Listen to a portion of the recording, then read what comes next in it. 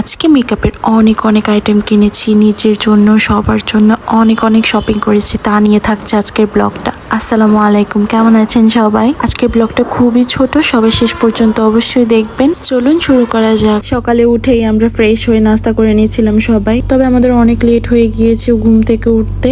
যাই হোক, এরপর ব্রেকফাস্ট শেষ করে আমরা সবাই রেডি হয়ে বের হয়ে গিয়েছিলাম। এখন আমরা গাড়ির জন্য ওয়েট করছিলাম। আজকে আমরা যে জায়গাটাতে যাব সেটা এখান থেকে একটু দূরেই আছে, কিন্তু সেটা কোনো সমস্যাই না। সমস্যা হলো যে গাড়ির ড্রাইভারকে যে বোঝাবো আমরা কোথায় যাব, সেইটা করতে করতে আমাদের আধা ঘন্টা সময় চলে যাবে। তো যাই হোক, অনেক চেষ্টার পর একটা গাড়ি ঠিক করতে পেরেছি। এই যে দেখুন, চকলেটটা আমার ড্রেসের সাথে একদম ম্যাচিং হয়ে গিয়েছে। এই তো শপিং মলে চলে আসলাম। এবার দেখতে থাকুন আমরা কি কি শপিং করি আজকে। আমার এই ব্লগগুলো কিন্তু অনেক আগে, কিন্তু আমি আমার আলসামির জন্য একদমই অ্যাক্টিভ থাকতে পারছি না সব সময়। আসলে পরপর এই 2-3 মাসের মধ্যে 3-4টা দেশে ট্যুর দেওয়ার কারণে আমার কোনো ভিডিও মেক করা হয়নি। এখন আপনাদের সাথে আরো অনেকগুলো দেশের ব্লগ শেয়ার করা বাকি রয়ে গিয়েছে, বাট আমি চেষ্টা করছি সবসময় অ্যাক্টিভ থাকার।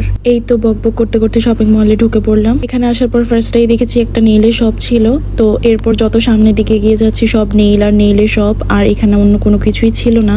তো এরপর আমরা একটু দূরে গিয়ে দেখি যে ওখানে মেকআপ আইটেম গুলো ছিল। এরপর আমরা এখান থেকে মেকআপের অনেকগুলো অ্যাক্সেসরিজ নিয়েছিলাম। এখানে মেকআপের অনেকগুলো আইটেম ছিল, এত এত কিউট, এগুলো দেখতে খুবই ভালো লাগছিল। তারপর মেকআপ আইটেম গুলো নিয়ে এসে আমরা মেকআপ বক্স দেখছিলাম। এখান থেকে অনেকগুলো বক্স নিয়েছিলাম আমরা। সব থেকে ভার বেশি ছিল এই মেকআপ বক্সটার, এটা এত বেশি ভার ছিল।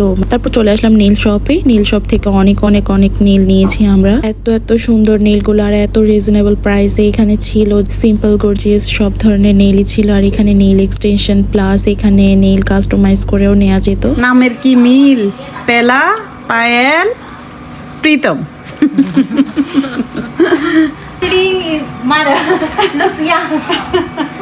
এরপর আমরা অন্য দোকান থেকে কিছু আইল্যাশ নিয়েছিলাম। এখন পর্যন্ত মেকআপের যতগুলো অ্যাক্সেসরিজ নিয়েছি সবগুলো খুবই রিজনেবল প্রাইসে ছিল আর অনেক কোয়ালিটি ফুল ছিল। এরপর আমি আমার জন্য চীনের এই কিউট কিউট বাইকগুলো দেখছিলাম, ভেবেছিলাম একটা নিব, কিন্তু এগুলো বাংলাদেশে পাঠানো, আবার এখানে পারমিশন নেওয়া অনেক ঝামেলার একটা ব্যাপার ছিল। তারপর সবাই একটু ঘোরাঘুরি করছিলাম, ছবি টবি তুলছিলাম। আজকে সারাদিনে শপিং এর জন্য একদমই ছবি তোলা হয়নি, ভিডিও করা হয়নি। তো এখানে এসে একটু সময় কাটাচ্ছিলাম সবাই। ওই সময় আকাশটাও অনেক মেঘলা ছিল আর এত ঠান্ডা বাতাস ছিল। এমনিতেই ঠান্ডা, এর উপরে আরো বাতাসগুলো এত ঠান্ডা ছিল, খুবই ভালো লাগছিল। এরপর সন্ধ্যাও হয়ে এলো আর আশেপাশে সবগুলো শপিং মল অফ হয়ে যাচ্ছিল তখন, যেহেতু চীনে সন্ধ্যার পর সব শপিং মল অফ থাকে। তাই আমরা এখন গাড়ির জন্য ওয়েট করছিলাম। আমরা খাওয়া দাওয়া খেয়ে একবারে হোটেলে চলে যাব ভাবছি। নেক্সট ব্লগটি দেখার জন্য অবশ্যই আমার চ্যানেলে আর আমার ফেসবুক পেজে চোখ রাখবেন। যারা এখনো সাবস্ক্রাইব করেনি অবশ্যই অবশ্যই সাবস্ক্রাইব করবেন। এই তো আমরা খাওয়া দাওয়া শেষ করে নিয়েছিলাম।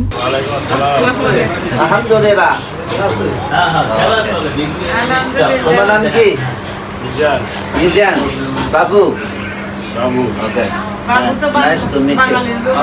ওয়াইফও সুন্দর, বেবি আছে সুন্দর সুন্দর সুন্দর সুন্দর সুন্দর সুন্দর। উনি কিন্তু আসলে চাইনিজ, কিন্তু উনি বাংলা কিছু কিছু ভাষা জানে, তাই একটু কথা বলে দেখছিল আর কি। তো আজকে এ পর্যন্ত, আল্লাহ হাফেজ।